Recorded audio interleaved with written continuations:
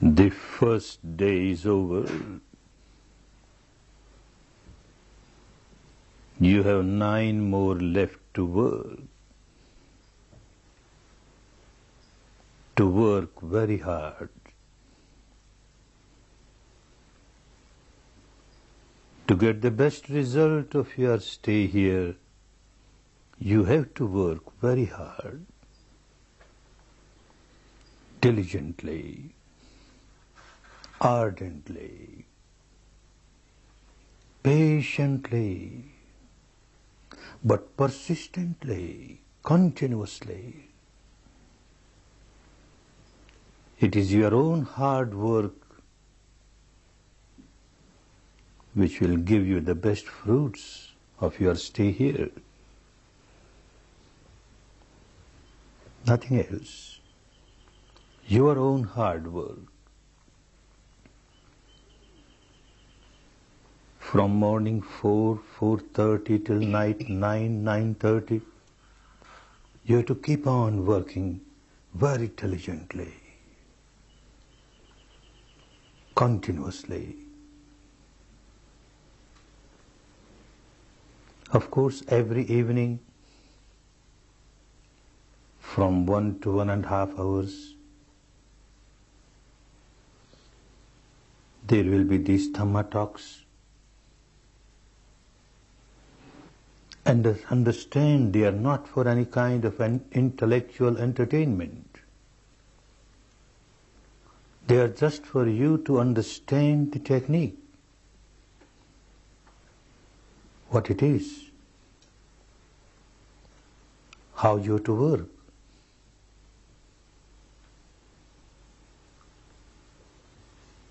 Without understanding the technique, although you may work very hard, very diligently, but you may not work properly. And if you don't work properly, you can't expect the results, the good results that everyone gets by practicing this technique. So these evening talks are to understand how this technique wants you to work, and then work accordingly.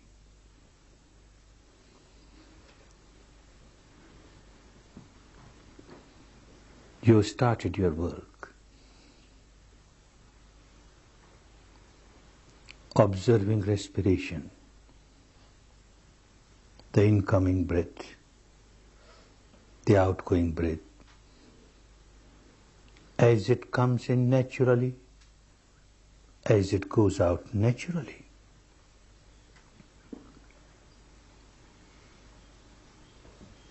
This is not a breathing exercise. You are not supposed to control your breath, not supposed to regulate your breath.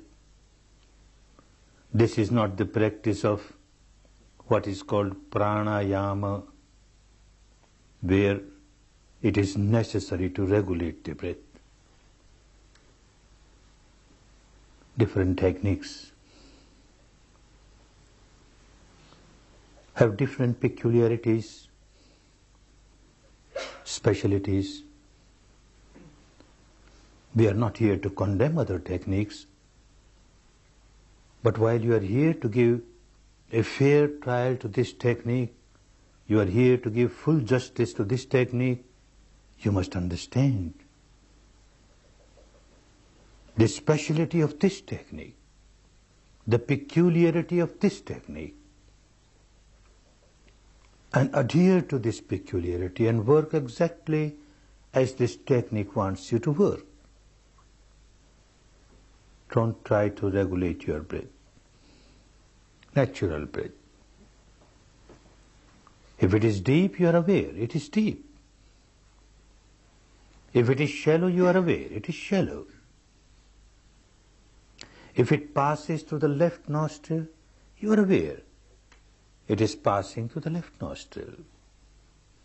If it passes through the right nostril, you are just aware, it is passing through the right nostril. If it is passing through both the nostrils simultaneously, you are just aware, passing through both the nostrils simultaneously. That's all. Don't interfere with the natural flow of the breath. Let the nature play its own role. And your role is just observe. Just observe the reality as it is. Not as you would like it to be, but as it is. This is the specialty of this technique. You start by observing the breath as it is. Pure breath, bare breath, nothing else but breath.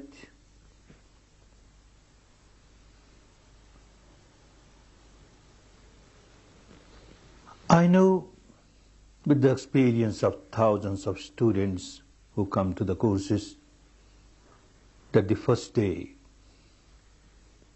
is a difficult day.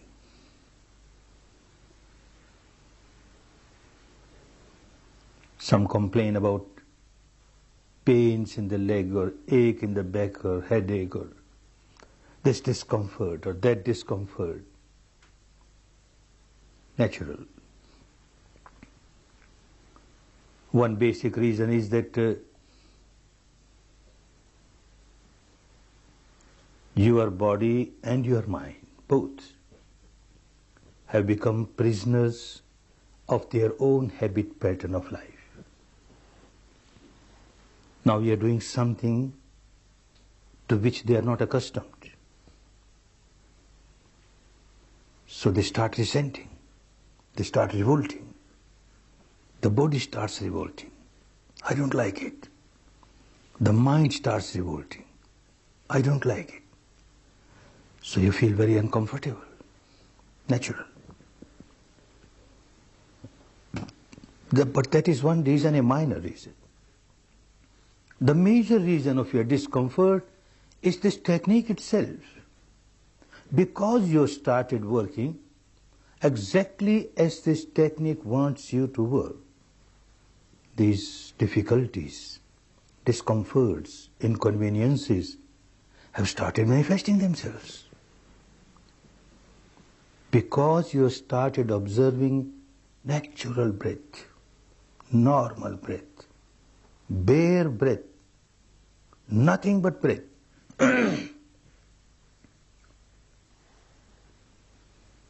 There are many techniques where along with the awareness of the breath, you are asked to recite any word mentally. Recite a word, a mantra, a phrase. Keep on repeating it mentally, keep on repeating it mentally. Mental verbalization. It helps. I know with my own experience, because I have passed through that process.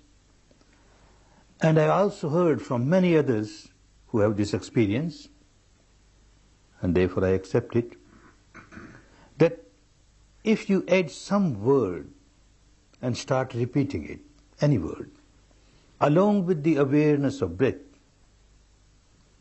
your mind calms down easily. It gets concentrated easily. Similarly, there are techniques where along with the awareness of the breath, one is asked to visualize, imagine a shape, a form, a shape or form of this god or that goddess, founder of this religion or that religion, in whom you have great deep respect and devotion. You keep on imagining that shape, that form. And again you will find that your mind is getting concentrated easily. Your discomforts are passing away. Mind is quietening, becomes more and more tranquil. gets more and more concentrated. Knowing this with my own experience and also the experience of so many others, and yet I say, don't use any verbalization, don't use any visualization, just observe the breath, bare breath, nothing but breath. Why? There must be some valid reasons for that, and there are valid reasons. To understand that, first it should be clear as to what is the goal of this technique of meditation. What is the aim? If the aim of the meditation was to get the mind concentrated, to calm down the chattering mind, well, certainly one must use some kind of verbalization or some kind of visualization or imagination. Nothing wrong. But so far as this technique is concerned, concentration of the mind, quietening the mind, is just an aid, a means. This is not the final goal. The final goal is to purify the mind. And purify the mind not just at the surface level, but purify the mind at the deepest level, the root level.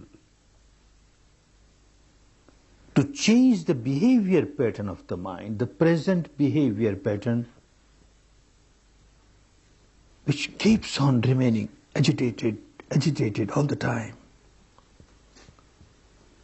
Something unwanted happens in the life, and they keep on happening. One starts tying knots, starts building up tensions, starts generating negativities. Something wanted does not happen in the life. Some obstacle has come.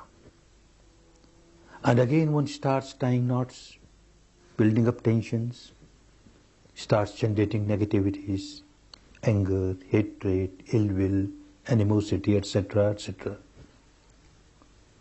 Tying knots all the time. One has become a bundle of knots, Gordian knots. So tense. The entire physical structure, so tense. The entire mental structure, so tense. At times at the surface level, you try to relax. Try to relax your body, try to relax your mind. It is helpful. But you never know that at the depth level, there is a constant tension going on, constant agitation going on. Because constant tying of knots is going on, constant generating of negativity is going on. That makes one so miserable, so miserable. How to come out of this misery? This technique will help you to go to the depth of the reality of your mind and matter structure and realize the truth about it and understand at the experiential level how and where you started generating negativity, how and where you started multiplying the negativity. That means you started generating your misery and started multiplying your misery. You must go to the source of your misery.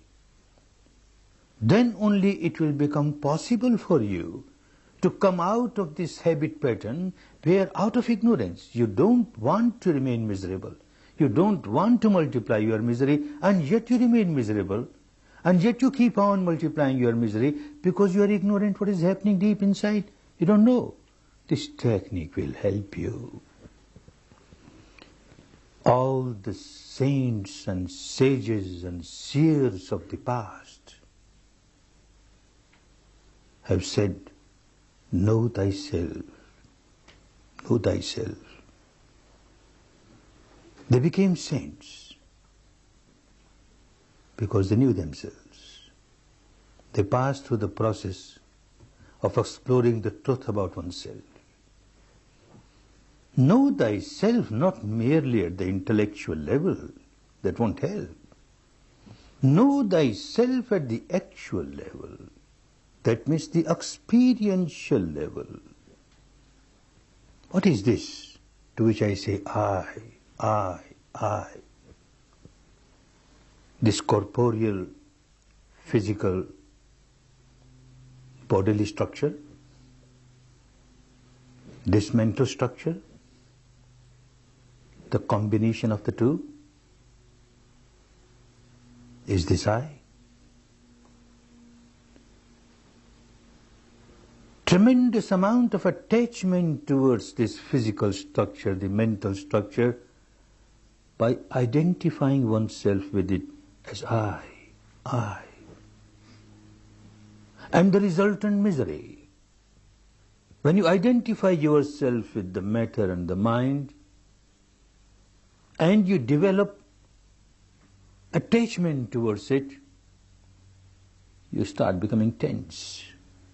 You start tying knots. And the misery starts.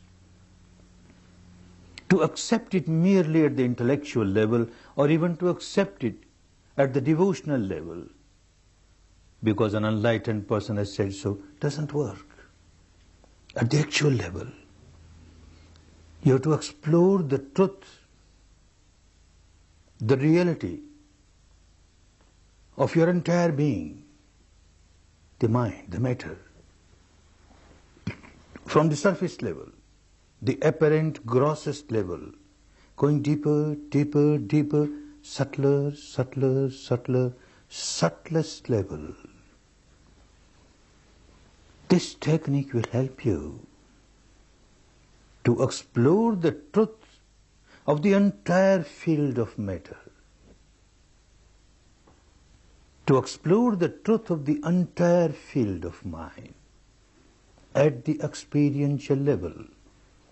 If someone wants to realize the truth at the experiential level, one has to work within the framework of the body, not outside. So the technique will help you to explore the reality within the framework of your own body.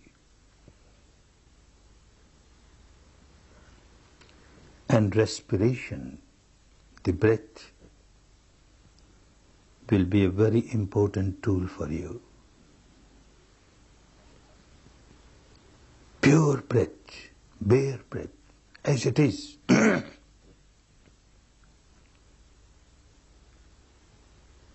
One reason why we do not want you to have any verbalization or visualization is, of course, a minor reason, but still an important reason is that when you verbalize, you generally use a name of this god or that god, this goddess or that goddess, founder of this religion or that religion. And then you get involved in a particular religion, in a particular sect. And the technique wants you to work at the level of universal truth. The entire technique is free from sectarianism, universal. If you use a vision, an imaginary vision, a shape, a form of this god, that goddess, founder of this religion, that religion, again, you get involved with a particular organized religion, a sect. Everyone cannot practice. Those belonging to that particular sect will practice that way. It won't be universal. Understand, our misery is universal. The malady is universal. When someone generates negativity, anger or hatred or ill will, passion, fear, ego, any negativity, one becomes tense, becomes miserable. This applies to everyone. When you generate anger, what label can you give to this anger? That now this anger which has arisen is a Christian anger, or this is a Jewish anger, or a Hindu anger, or a Buddhist anger, or an American anger, or an English anger, or a Russian anger. Anger is anger. And the misery that one experiences because of this negativity, again you can't label it a Hindu misery, or a Muslim misery, or a Christian misery, or a Jewish misery. Misery is misery, universal. The malady is universal. The remedy has to be universal. Sectarian remedy cannot help. Therefore, one very important requisite of this technique is that every step that you take on this path, from the beginning till the final, you reach the final goal, every step must be with the truth, the truth, the truth, the truth that you experience, the truth that you experience at this moment, like this, from moment to moment, from moment to moment. Whatever truth manifests itself within the framework of your body, the truth pertaining to this physical structure, the mental structure, you just keep on observing, observing, observing. This is universal. Same with everyone. Till you reach the final goal. Don't mix up with any belief or dogma or cult or philosophy of this tradition or that tradition, however correct they may be, however true they may be.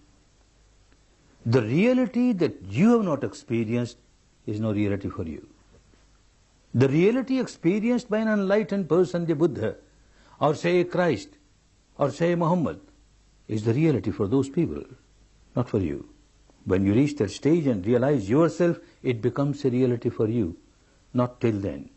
So work with the reality that you experience directly within the framework of your body, from moment to moment, from moment to moment. The breath that you are experiencing from moment to moment, breathing in. This is the reality of this moment. Breathing out, reality of this moment. If it is deep, it is deep. It is shallow, it is shallow. Then it is a universal object, not a sectarian object. You can't say the breath that is coming in is a Hindu breath, or a Christian breath, or an American breath, or a Russian breath. Breath coming in, breath going out. The object is universal truth. If you keep on working with universal truths, the technique is such, it will keep on taking you from very solidified, intensified, apparent truth of the surface level, and you will find how day to day, as you are here for 10 days, day to day, piercingly, penetratingly, dividing, dissecting, disintegrating, dissolving, you are moving towards subtler reality, subtler reality. Day to day you will be moving from the gross to the subtle, the subtler, the subtler. And certainly this technique will take you to the stage where you experience this subtlest truth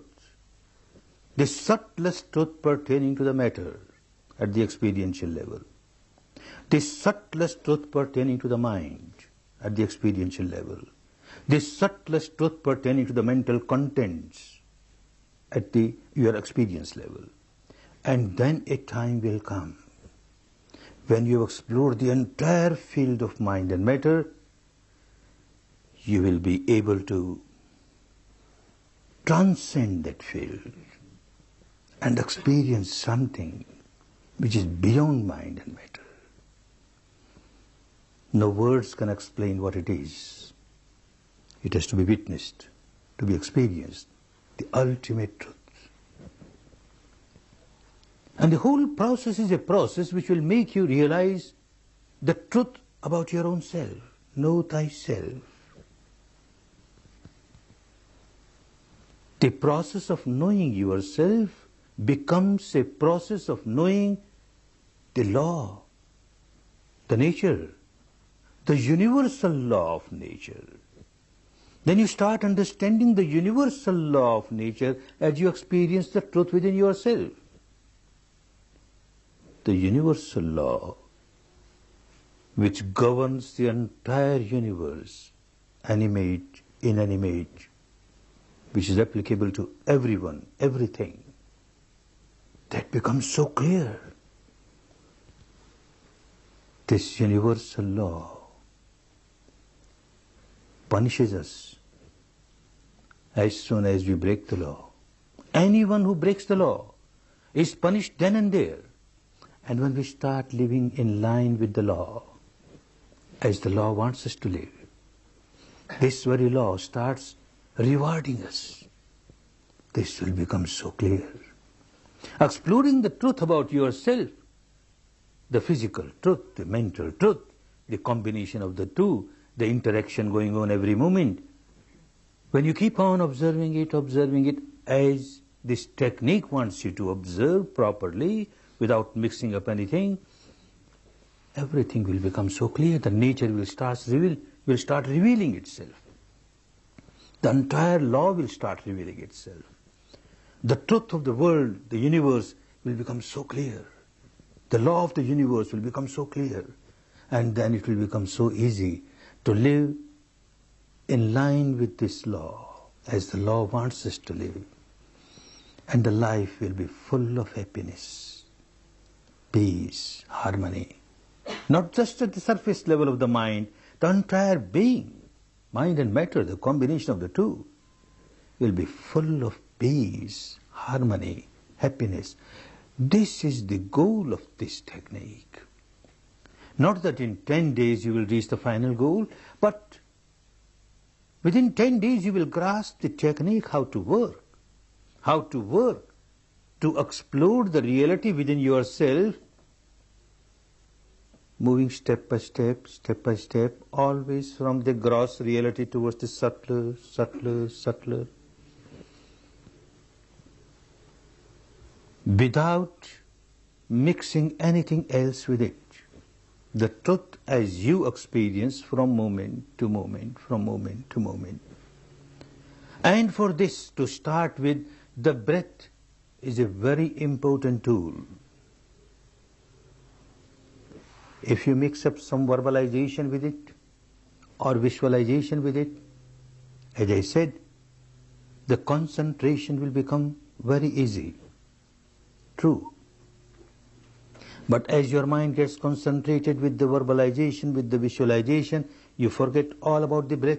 Your mind gets concentrated, you start experiencing peace at the surface level of the mind. Then the whole process of exploring the truth pertaining to yourself from the surface to the depth is lost, because the tool is lost. Pure breath, bare breath was an important tool, with the help of which you could have gone much deeper. Therefore, don't miss this tool, at least at this stage. Later on, you will get some more tools which will help you to go deeper. Now, breath is very important for you. Bare breath, pure breath. Like you want to explore the truth about your body.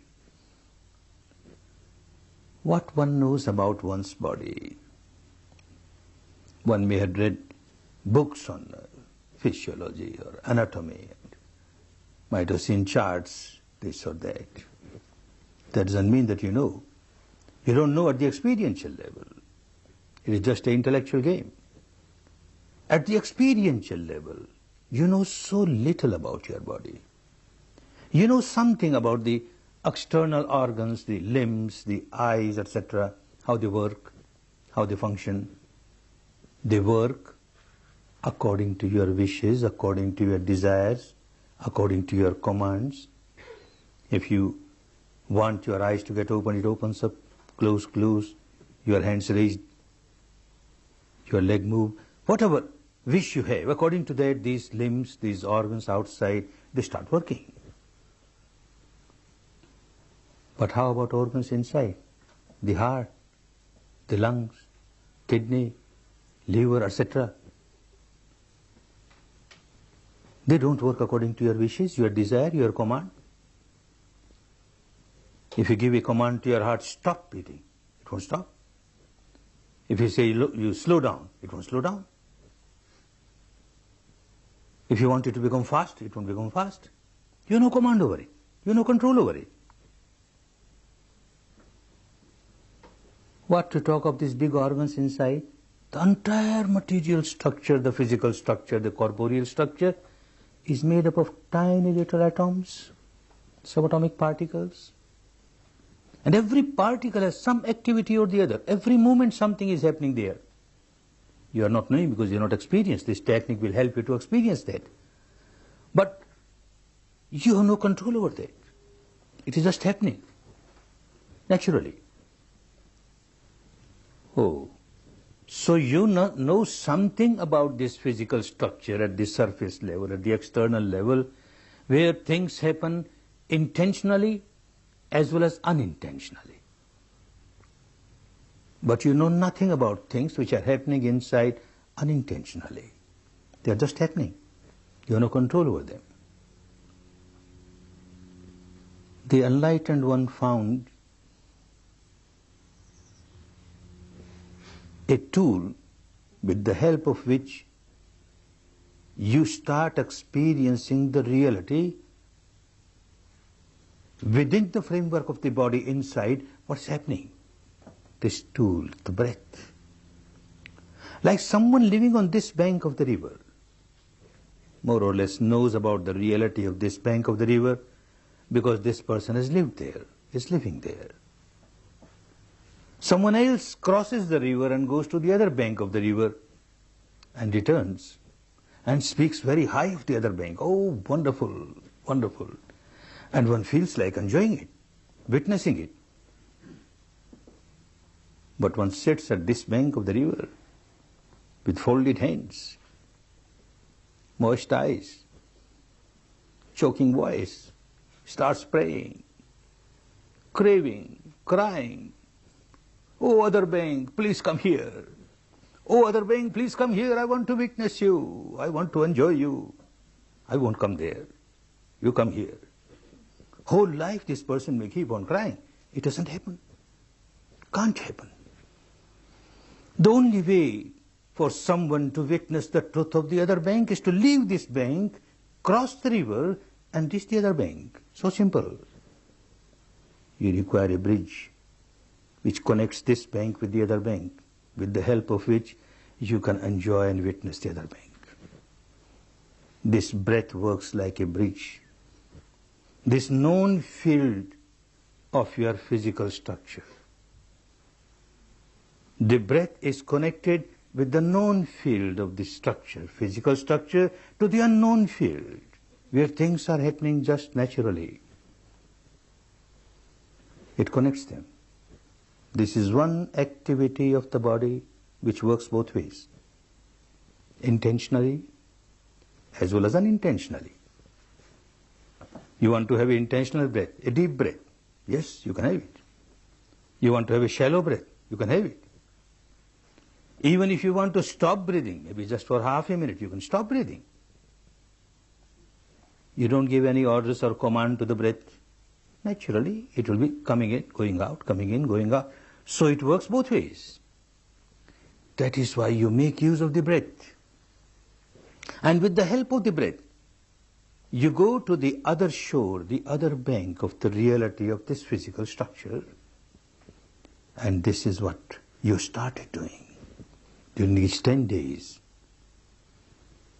Many more realities pertaining to your physical structure will manifest themselves.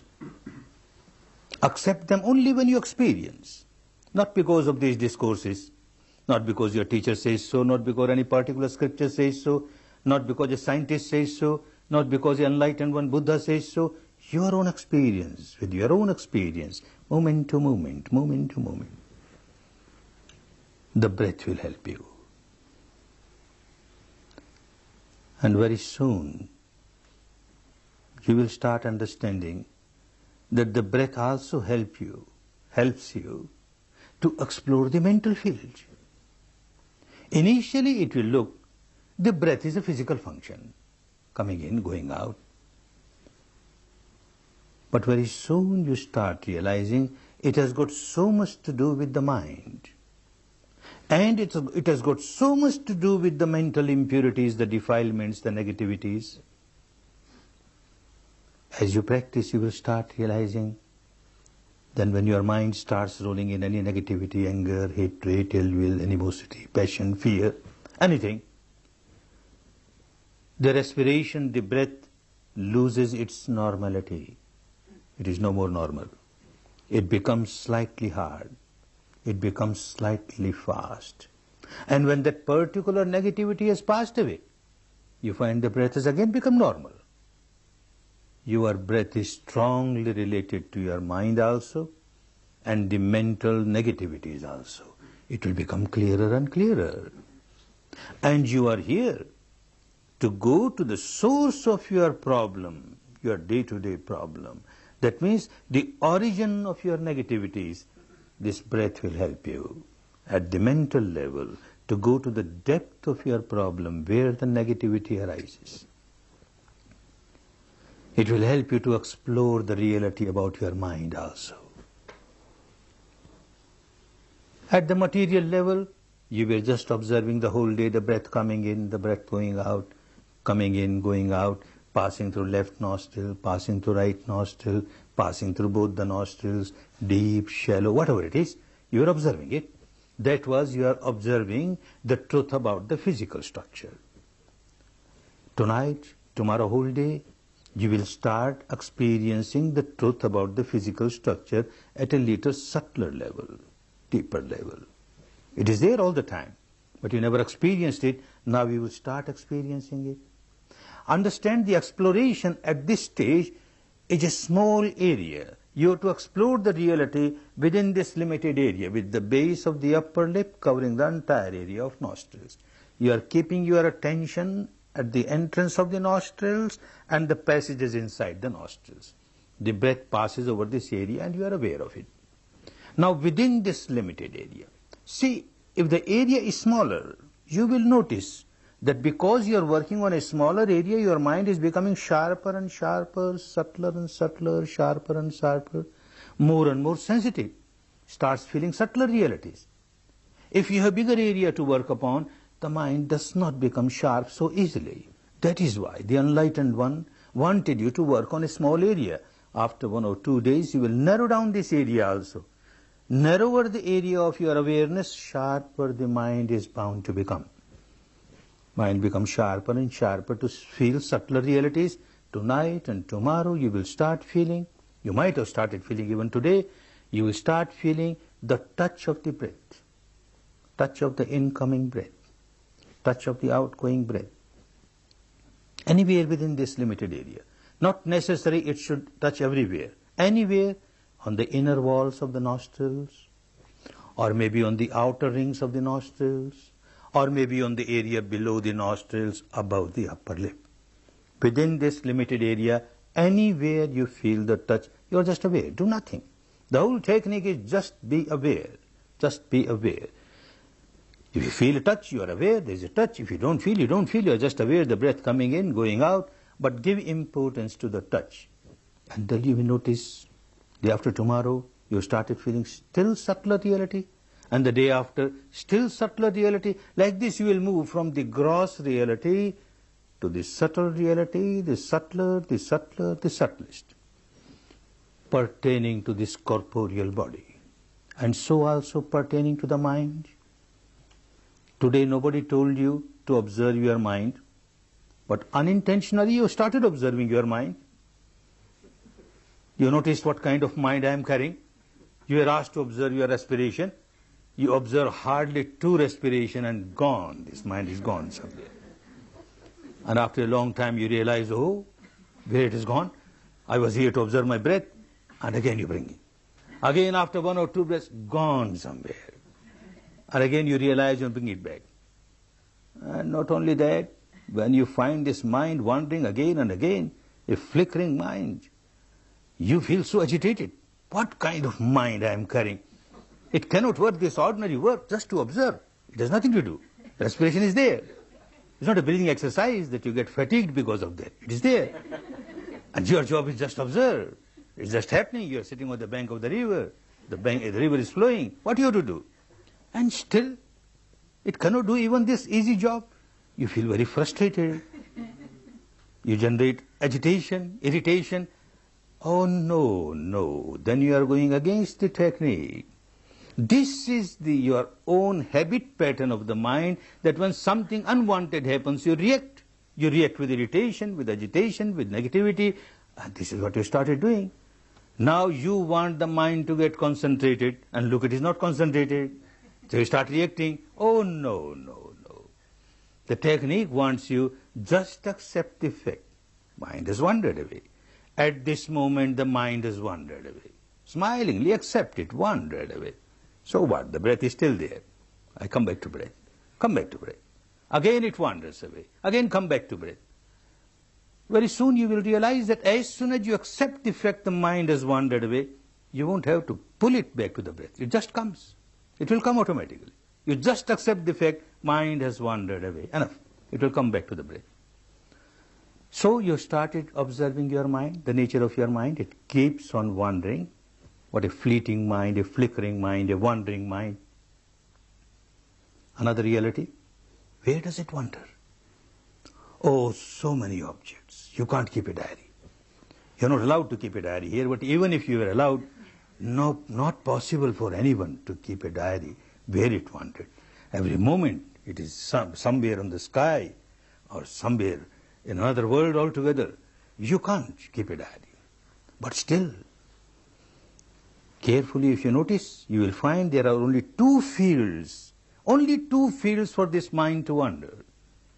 The field of the past memories, the field of the future. A memory will arise in your mind, this memory or that memory.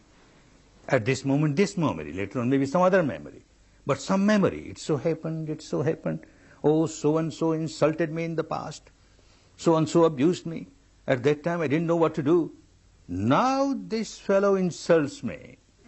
I will retort like this. I will reply like this. I will do like, and start rolling in future. And you keep on rolling in future. Again suddenly a thought of the past comes. And you start rolling in the past. Again you jump to the future. And you keep on rolling in the future.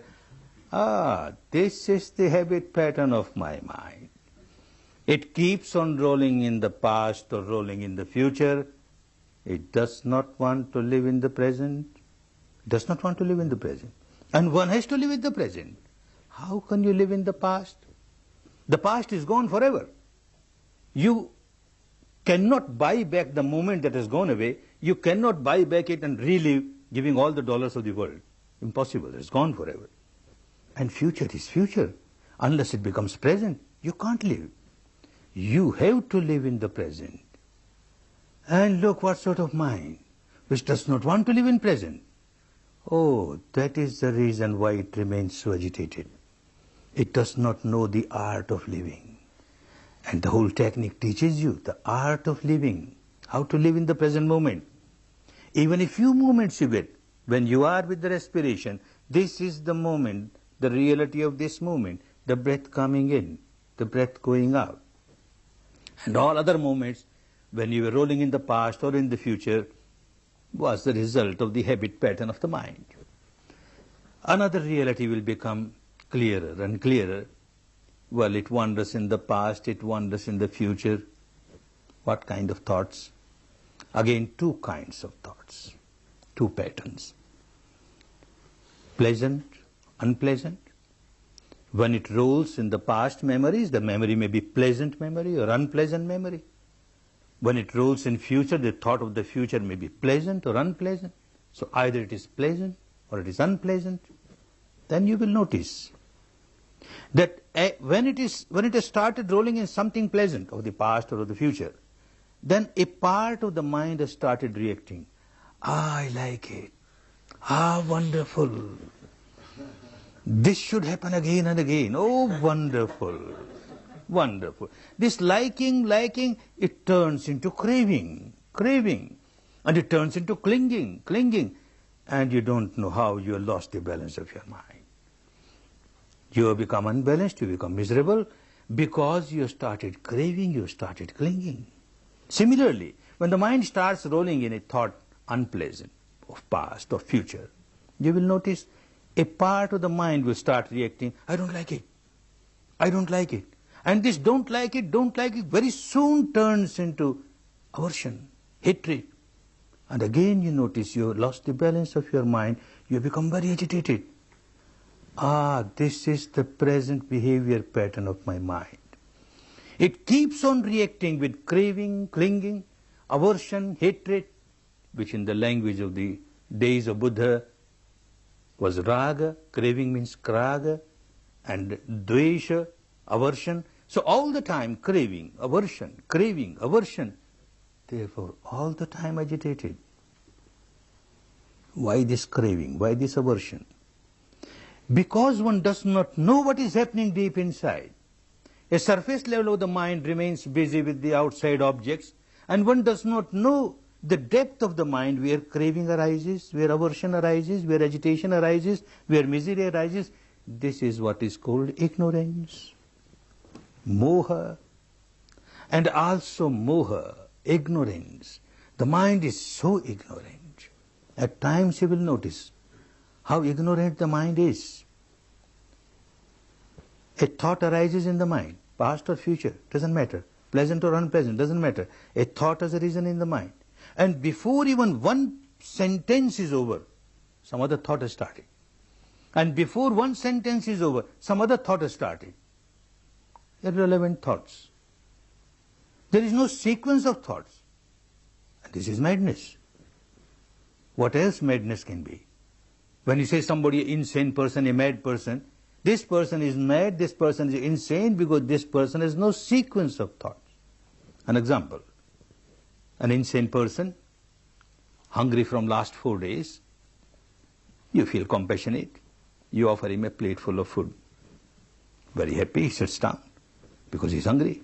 He takes just one morsel of the food, and before this morsel reaches the mouth, his thought pattern has changed. Now he starts thinking, I am in a bathroom, I am taking bath, and this is a soap cake. Starts rubbing it on his body. And before that is over, another thought starts coming. This person who has come is my enemy, and he has come to kill me. And before he kills me, I should kill him. And how to kill him? Oh, these are the hand grenades. I throw, and he will be dead. Throws away whole food. This is a mad person, insane person. He has got no sequence of thought. Everyone will realize how insane one is. You got no sequence of thoughts. One thing starts and then suddenly something else will start and then suddenly something else will start. Madness. And this is called moha, ignorance. One ignorance is that you don't know what is happening. One ignorance that there is no sequence of your thought. Well, even if there's a sequence of thought, you don't know how you are generating negativity in your mind and how you are generating misery. This will become clearer and clearer at the experiential level as you go deeper, as you go deeper. The interaction of the mind and the matter will become clearer, clearer, clearer. And you have to work for that. Work in the way that this technique wants you to work. Then the work will become easy. Not to condemn any other technique. Whatever you were practicing in the past, don't condemn it. You were involved in rites or rituals or religious ceremonies, don't condemn. But for these 10 days, you have come here to give a fair trial to this technique, to get best result of your 10 days, to give 10 days of the life. For a householder, it's not easy. Multifarious responsibility of the householder. And to leave all that aside, and then just come here to explore what is this breath and what is this body and what is this mind, what's the purpose? A very important purpose, which helps you to learn the art of living, how to live peacefully and harmoniously, peace and harmony within, and how to generate nothing but peace and harmony for others. Now when you generate negativity, you become miserable. Everyone who generates negativity bound to become miserable, and one does not keep this misery limited to oneself. When you generate negativity and become miserable, you start throwing this misery on others. You make the entire atmosphere around you so tense. Anyone who comes in contact with you at that time becomes tense, becomes miserable, This is not the proper way of life. The art of life is missing. And Vipassana will teach you the art of life. A way of life, a proper way of life, a code of conduct. How to live peacefully and harmoniously within. And how to generate nothing but peace and harmony for others. And that is possible only when you explore the truth of the nature, the present nature of your own mind and matter, the nature of the law of the universe. All that has to be experienced. Then you will find a change has started coming in you, a change for better, for which you have to work hard. And for that, there are certain important advices, some warnings for you, so that you make best use of your next 9 days. One very important thing is that this is a very serious job that you are doing. It is actually a deep surgical operation of your own mind. Deep surgical operation. And when you do deep surgical operation, very deep-rooted complexes start coming up on the surface. Natural. When you cut open the wound, the pus starts coming up on the surface. It is for your good. But the whole process of cutting the wound and taking the pus out is unpleasant. You have to face it, accept it, bravely. I have to cut open the wound to take out the pus.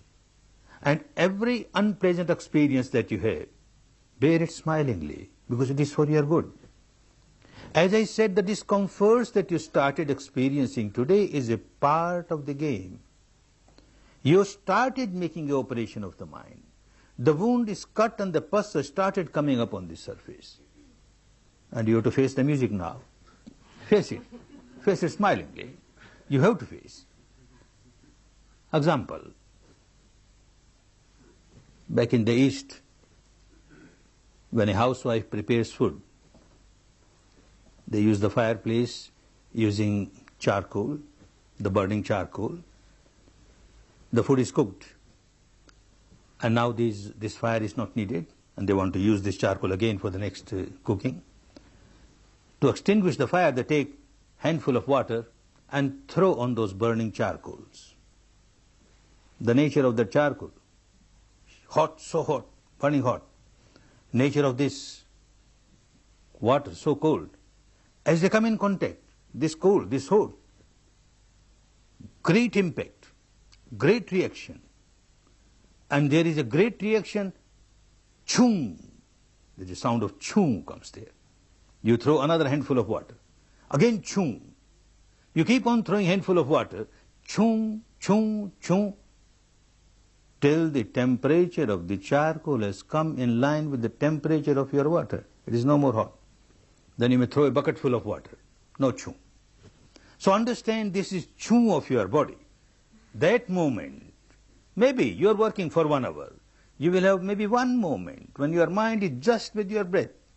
Coming in, going out, reality of this moment. There is no ignorance, this is the truth, there is no imagination involved, and no craving, no aversion. When a breath is coming in, you don't start craving, I want more breath, more breath. It is there, no use craving.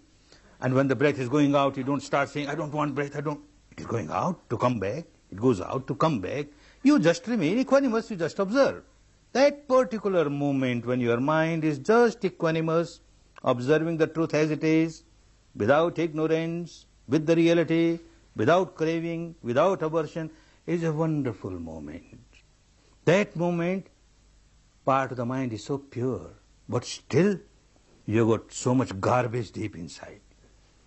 And all that impurity and negativity that you accumulated at the depth of your mind, this purity of this moment comes in contact with that impurity, big explosion, a volcanic explosion, a big chung. And that comes up on the surface, a pain in the leg and pain in the back, a pain in the head, oh, so much discomfort, oh, so much discomfort, I better run away, this is not good for me, and all those things bound to come. Make a strong determination. This is the operation of my mind. When you have a physical operation, the operation is performed by a surgeon outside, somebody else. and you are kept in anesthesia, you don't know what's happening. But here, you have to make your own operation. No anesthesia. And you have to face everything that comes up now. Be brave. Face it. It is for your good. That is how you start changing the behavior pattern of the mind. Face it. And develop the strength of the mind. Because no anesthesia is involved. You have to develop this quality, strength of the mind.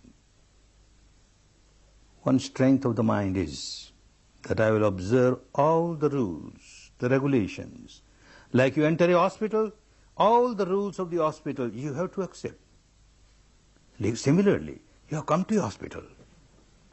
Don't say mental hospital. You have come to a hospital to some extent, yes. You are here to purify your mind, make it a healthy mind.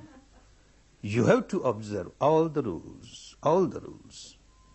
One rule is 10 days you are in a prison, you can't go out. You can't go out. People who come to the course before they join the course, they are asked, are you prepared to stay for 10 days? And when they come to the course again, they are shaken. Are you prepared? Look, read these rules. Sign up. Are you prepared? And then again somebody gives a small talk. Are you prepared? You have to stay for 10 days. And yet, with the experience of so many people and so many courses, we find, not all, but some who are a bit weak-minded. As the first day goes, the operation has started. The second day, there's agitation. One feels like running away. Oh, this is not good for me. Some other time. I'll come some other time. And wants to run away. No. Then again on the fourth day, another deep operation starts. And the fifth day goes deeper. By the time one reaches the sixth day, again, this agitation will start in the case of some. I want to run away. I want to run away. The second day, the sixth day, maybe on some other days too, but the second day, the sixth day, big agitation. Face them. Face these agitations bravely with a determination. I am here for 10 days. I have to take out this garbage from deep inside. All the pus of my wound should come out. It is unpleasant, but it is good for me. I will face it. As you go to your hospital where a surgical operation of the body is going on, you have half the operation, then you say to the surgeon, no, enough. Now I'll come again and have it operated. Nothing doing, the surgeon won't allow. So also the surgeon here won't allow. No teacher will allow you in the midst of the course to go away. So have a strong determination that I won't go away, let anything. Another strong determination that I will abide by all the rules, especially the timetable. I am supposed to be in the hall at 8 a.m. I must be here couple of minutes earlier. 8 a.m. I am sitting cross-legged. I've started my meditation. You come gossiping, talking, lingering, saying here, saying there, and reach 10 minutes late, 15. This doesn't work. 8 o'clock, 8 o'clock. You must start at 8 o'clock. Time is very important. Every minute is so precious for you. And then, meditation period. You have to meditate. 8 to 11, meditate. Not that now there is time, I have sat for 1 hour, enough, now let me wash my clothes, let me take a bath, let me do this. Oh, nothing doing. Meditation period, meditation period. Strong determination. Another strong determination, 3 times a day. Morning 8 to 9, afternoon 2:30 to 3:30, and evening 6 to 7. You are in the hall. Let anything happen. I make a determination, I won't go out of the hall. I may keep on changing my posture, doesn't matter. Later on, after 3-4 days, you won't even change the posture. Don't get frightened by that now. Now at this stage, you can change the posture, but remain in the hall. This will give you the strength of the mind. Your determination helps you, a strong determination. Another warning, that you are asked to lie down, take rest. Whenever you feel very tired, in your residential quarters, you take rest. You are lying down, and you are told not more than 5 minutes. You feel so comfortable lying down. And you say, why 5 minutes? Perhaps this restriction is for ignorant persons. I'm quite smart. I don't feel drowsy. I know, I'm aware of my respiration. So what? 10 minutes. So what? I'm aware of my respiration. I'm a very smart chap. All right. 15 minutes. You feel drowsy. 20 minutes.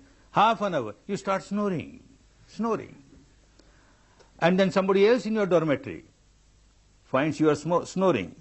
Ah, wonderful. I to lie down. Snoring, snoring. The whole dormitory will become full of snoring dormitory. The whole camp, the meditation center, will become snoring meditation center. You are here to remain awakened, alert, all the time, every moment, not more than 5 minutes. Sit more and more, work in a sitting posture. More and more, work in a sitting posture. Another risk, another danger. Work inside at this stage. Work indoors. If you sit and meditate outside in the open sun with open air, not healthy. Later on, of course, a Buddha becomes Buddha sitting under a tree, open sky. But that requires a lot of maturity in meditation. At this stage, if you sit outside during meditation hours, the breeze that touches your nostrils or the area below the nostrils will not allow you to feel the subtle touch of your own breath. So don't sit outside. During recess periods, all right. Or even with closed eyes, there is a light on your eyes, closed eyes, and you can't go deeper because of that. So always work inside. That is a very important thing for you. And then another danger. Now staying here for 24 hours, you have come to know that there is no dinner here. And 11 o'clock when you are in your queue for your lunch, then you think of your dinner. No dinner here. I am accustomed to take one full plate in my lunch, one full plate in my dinner, and I am not getting dinner here. I better take my dinner now. 2 plates. One for the dinner, one for the lunch. And my teacher keeps on saying, you have to fight out your own battle, you have to fight out your own battle. I must be physically strong to fight my battle. 3 plates. Dangerous. You can't meditate. Impossible. If you are accustomed to take one full plate in one meal, take 3/4. 1/4 of your stomach should always remain empty, 24 hours. Then you can meditate better. Don't fill it. Overfilling is out of question. Don't fill it. Keep 1/4 of the stomach empty. This will help you. Another warning. Complete silence is very important. Very important. You have seen your mind working for one day. What a chatterbox it is. Keeps on chattering. And then you start talking with somebody else. Of course, if you have got any problem pertaining to technique, you are always free to come and discuss with the assistant teachers. Any real problem pertaining to management, you can have a few words with the management. But amongst yourselves, no talking.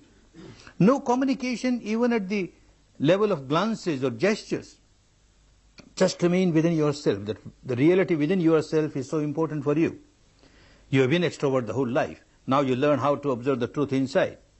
If you start communicating with the fellow student, then you started creating problem for you. This chattering mind gets some more food for chattering. You talk with somebody and then you sit for meditation. All those thoughts will keep coming in your mind and this will churn your mind, and so many thoughts related or unrelated will start coming up. It becomes a problem for you. Not only a problem for you, a problem for that person also with whom you talk. When you talk, you can't talk with the air, you can't talk with the walls, you can't talk with the trees.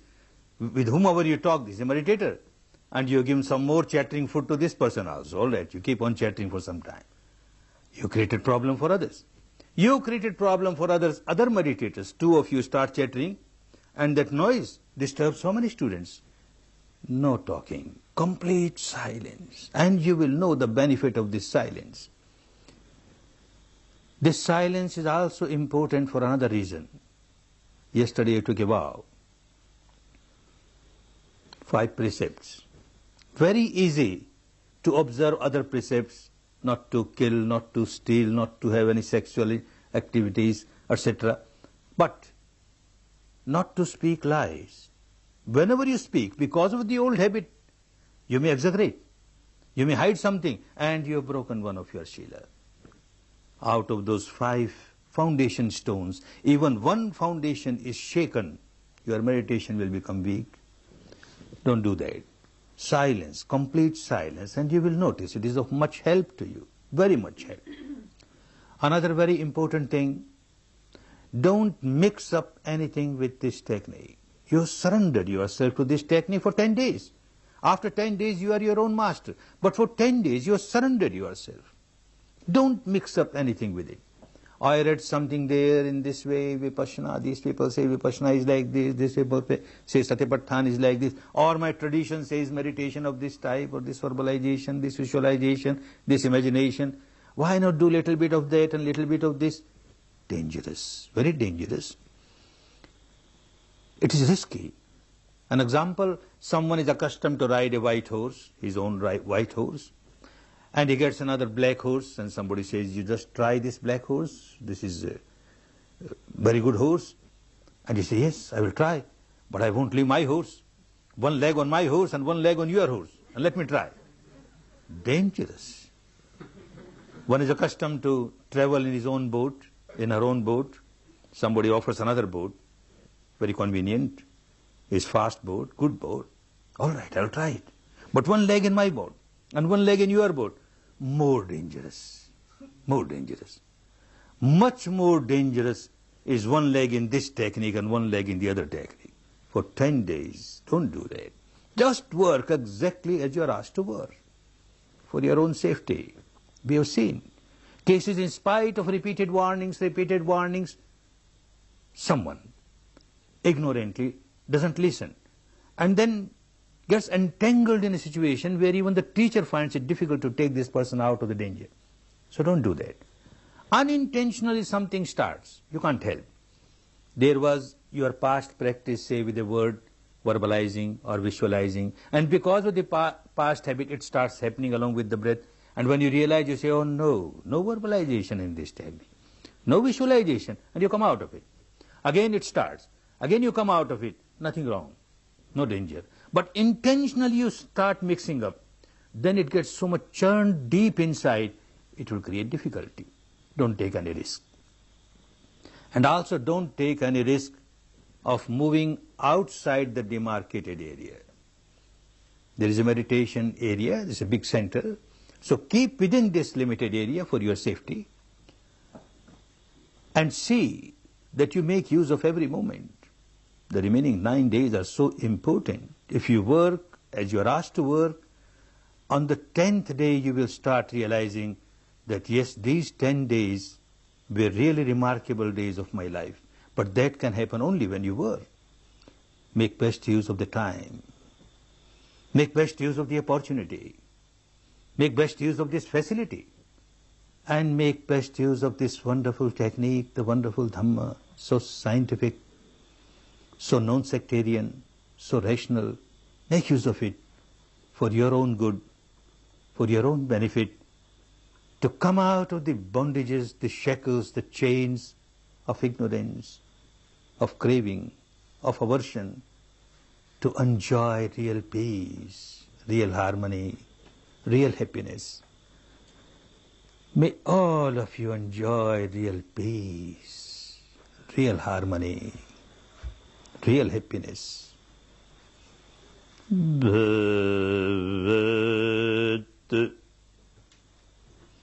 Sav Mangalang Bhavat Sav Mangalang Bhavat